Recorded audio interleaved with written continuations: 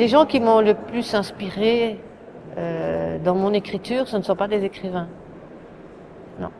Ce sont des peintres. Voilà. C'est surtout Léon Spiliart, peintre belge très étonnant. C'est Jacques Brel, c'est Arnaud, ces gens-là. C'est plus des images.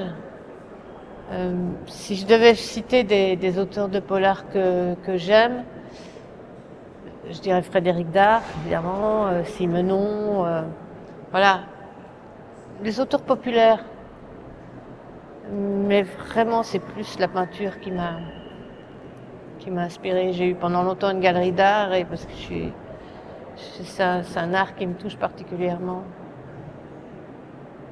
J'ai commencé, j'avais 8 ans, j'ai écrit mon premier poème parce que mon père avait coupé un arbre dans le jardin, ça m'a fait un choc, et c'est un arbre que mon grand-père avait planté, donc c'est quelque chose qui était très fort pour moi. Et je me suis mise à écrire un poème à cet arbre, et après j'ai continué à écrire de la poésie, mais un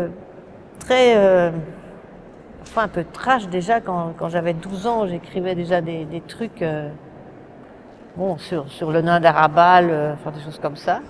Et mais la poésie, comme je me suis très vite rendu compte que aucun éditeur ne voulait publier des poèmes, je l'ai fourré dans mes écrits.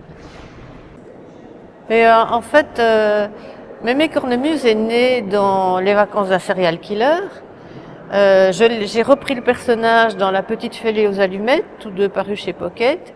Et le troisième qui vient de sortir donc chez Belfond, La vieille qui voulait tuer le bon Dieu, là c'est Mémé Cornemuse qui est le personnage central.